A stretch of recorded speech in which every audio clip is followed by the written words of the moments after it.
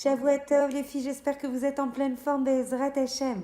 Aujourd'hui, avec l'aide d'Akadosh Baruch Hu, on n'arrête pas en fait de parler de l'avenue du Mashiach, de la Géoula Shlema qu'on sent du bout des doigts, Bezrat Hashem, qui dépend de nous, qui dépend en fait de notre capacité à agir pour faire tchouva et pour aider les autres à faire tchouva, que l'on puisse justement les amlir, faire régner à Kadosh Baruch Hu dans nos vies en faisant tchouva, dans Tzion, Bezrat Hashem, en faisant faire tchouva à tous ceux qui nous entourent, Bezrat Hashem, qu'on apporte cette lumière à l'ensemble de l'humanité, parce que c'est ça qu'on attend de nous. Aujourd'hui, on va travailler sur une ékouda essentielle, parce qu'à force de nous dire il faut faire tchouva, c'est maintenant, ça va arriver, après ça sera trop tard. Alors comment on peut faire tchouva? En une seconde. Il y a plusieurs en fait sources dans la Torah où on apprend à quel point on peut acheter son olam haba en une seconde. Alors est-ce que c'est possible? Comment on fait pour faire tchouva en une seconde? Comment on achète son olam haba en une seconde? C'est ce qu'on va voir, Bezrat Hashem, aujourd'hui, et si possible dans d'autres cours, parce que ça ne sera pas suffisant, la dizaine de minutes qui est à notre disposition.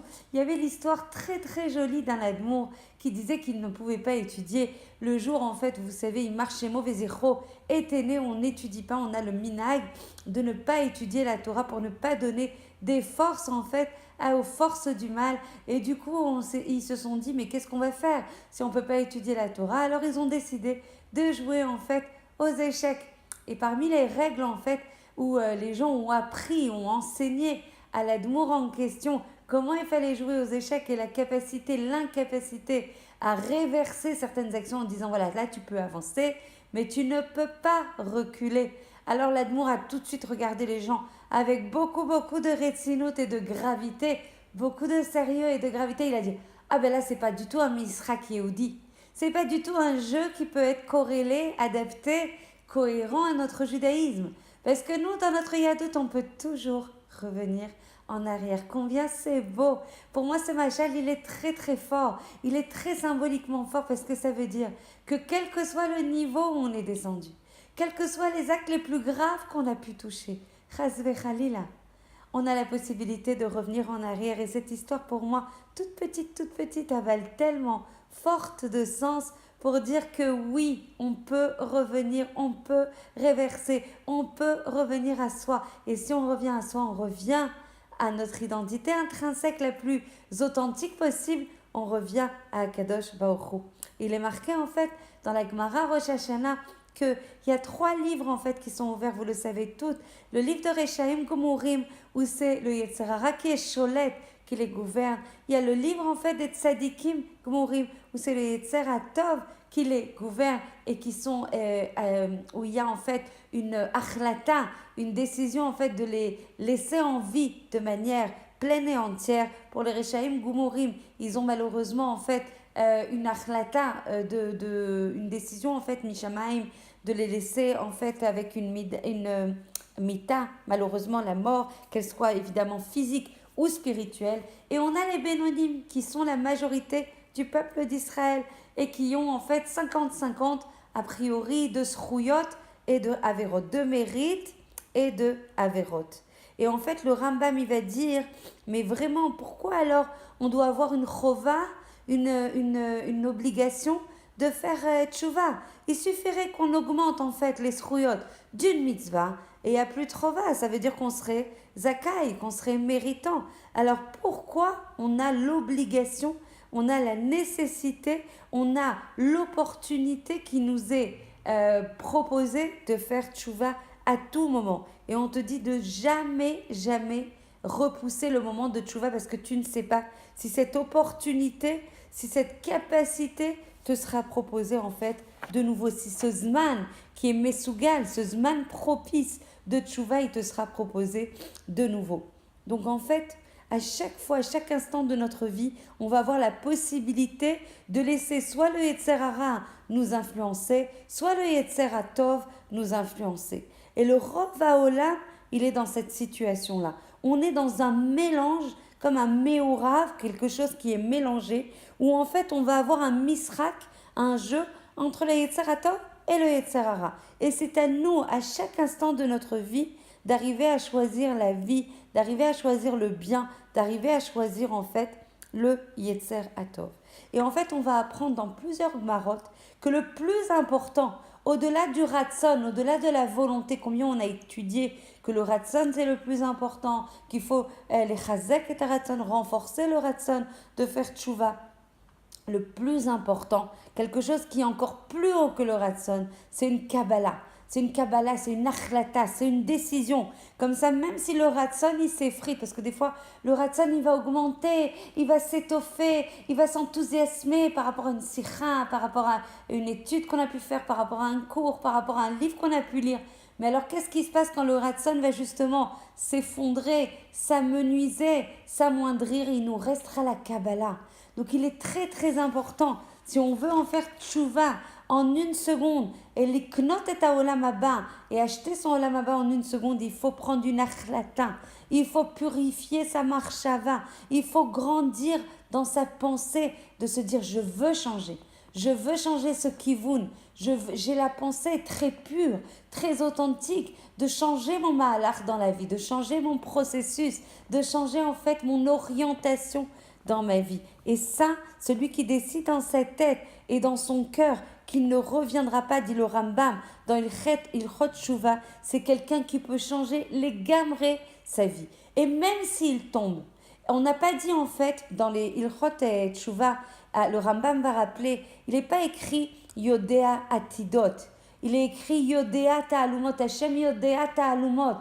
Hashem, il ne va pas se fixer sur le Atid. Hashem, il va se fixer sur ta achlata à l'instant donné.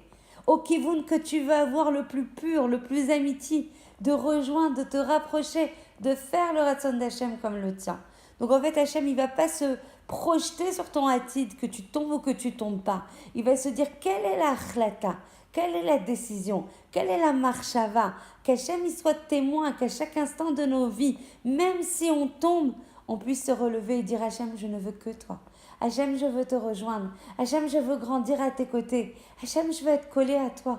Hachem, je veux ta simcha. Hachem, je veux ton espoir, ta vitalité. Hachem, je veux être branché à toi. C'est ça la tchouva. La tchouva, c'est à chaque instant, même si on est tombé dans comment on appelle ça, les madrigotes les plus tartillotes, les plus basses. Se relever, se dire Hachem, je veux que toi. Hachem, je sais que c'est toi le Hémet. Hachem, je veux ma vie près de toi. Je ne veux rien d'autre. Mechila, mitraret, je regrette d'être tombée. Je veux remonter. Je veux me rapprocher de toi. Là, la tchouva, elle est vraie. Là, la tchouva, elle témoigne. Et Akadosh Baruch Hu est témoin de cette amitiout, de cette authenticité qu'on a dans le cœur.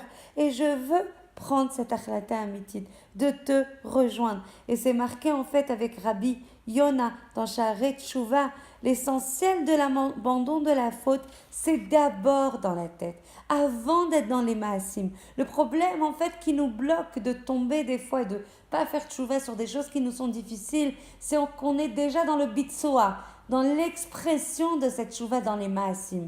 Or, on doit démarrer beaucoup plus en amont dans ce processus de Tshuva, penser, réfléchir, se nourrir et se dire si la Torah est émette, si Hachem veut que mon bien, moi aussi je dois chercher mon bien, moi aussi je dois me concentrer vers quelque chose qui change en fait ma tfissa, ma istaklout sur la vie, sur ce que je suis, sur ce que je veux, comment je vais orienter mes efforts, où est-ce que je vais orienter mon énergie, c'est être mamash près d'Akadosh Baruch Hu. Il y a une histoire qui est rapportée dans la Gemara Kiddushin, un rachat gamour. Il n'y avait pas une faute qu'il n'avait pas faite. Avodah Zara, Shfichut Damim, Ilouï Arayot, les relations interdites, toutes les avérotes, il les avait faites. Et il s'est présenté auprès d'une femme et il lui a dit, si jamais je deviens tzaddik, si jamais j'arrive à être tzaddik, tu es Mekudeshet. Et la Gemara, elle va figer une décision, elle va dire, cette femme, elle est Mekudeshet. Pourquoi? Pourtant, cette personne n'a ni la kippa, ni l'omedet Torah, ni fait des mitzvot. Juste par cette phrase, il a fixé une réalité parce que la Gemara va statuer en disant peut-être qu'il a eu un hirur tshuva, peut-être qu'il a eu un réveil de tshuva. Et dans ce réveil de tshuva, s'il est amiti, alors du coup, il a figé une réalité, il a figé une tshuva. Et du coup, dans le safek, alors la personne, elle peut être Mekudeshet, et du coup, s'il doit s'en libérer, il doit lui donner le get. Vous imaginez la Otzma, la force infinie d'une achlata, la force d'une tchouva, la force d'une marshava pure, combien ça peut créer en fait des réalités atsumot auprès d'Akadosh Baruch Hu. De la même façon, on dit que la marshava, la pensée, elle est comparée au mikvé. Regardez, quand on se trempe au mikvé, alors on est théora, on est kedosha, on a fait ce processus de tchouva, ce processus de purification, ce processus de rapprochement vis-à-vis d'Akadosh Baruch Hu. Et même si chas v'shalom, on touche quelque chose de tamé, quelque chose d'inapproprié après, le fait d'avoir été trempé dans ce mikvé, on a été théora. Et cet instant, on est nekiya. C'est de la même manière, cette marshava, si elle est pure, de rejoindre le ratzon d'Akadosh Baruch Hu, de faire cette tchouva, de regretter, de faire de ces actes, et bien du coup, on est nekiyim, on est propre. Et on a la possibilité d'acquérir cette tchouva shlema, d'acquérir cette mahala extrêmement atsuma, très très forte, de tchouva et de rapprochement vis-à-vis d'Akadosh Baruch Hu. Et dans la Gemara, je finirai là-dessus parce que je n'aurai pas le temps de développer plus que ça, mais on continuera. Bezrat Hashem Blineder demain, dans la Gemara Avoda Zara, on rapporte en fait l'histoire de quelqu'un qui avait fait, encore une fois, les Averot les plus Hamurot. Il n'y avait rien qu'il n'avait pas fait. Et en plus, il le faisait, comment on dit, Bedavka. Bedavka, ça veut dire avec intention. Il voulait causer lo alenu lo alechem, du tsa'ar à Kadosh Baruch Hu, lo alenu. Alors du coup, il disait, s'il vous plaît, il avait été rencontré les harim et les gvaot, les collines et les montagnes. Il avait dit, s'il vous plaît, je sais que je suis arrivée à la darga la plus basse qui existe au monde. Priez pour moi, s'il vous plaît, les montagnes et les collines. Il était allé voir le soleil et la mer. Il avait dit, s'il vous plaît, priez pour moi. Je ne sais pas comment m'en sortir et je veux absolument m'en sortir. S'il vous plaît, le ciel et la terre, priez pour moi. Et à chaque fois, on lui rétorquait, avant de prier pour toi, il faut qu'on prie pour nous.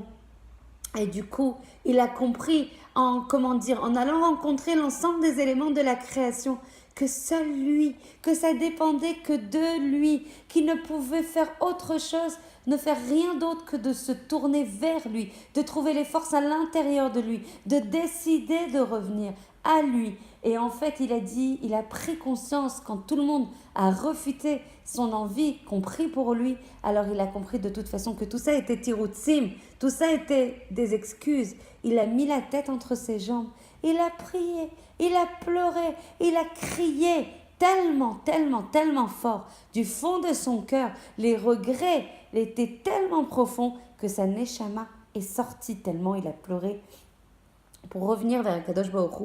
Et de là, on apprend qu'une bat kol est sortie du ciel, une voix du ciel est sortie. Et on a entendu Rabbi Dourderia, il a acheté son olam Abba en 1 heure.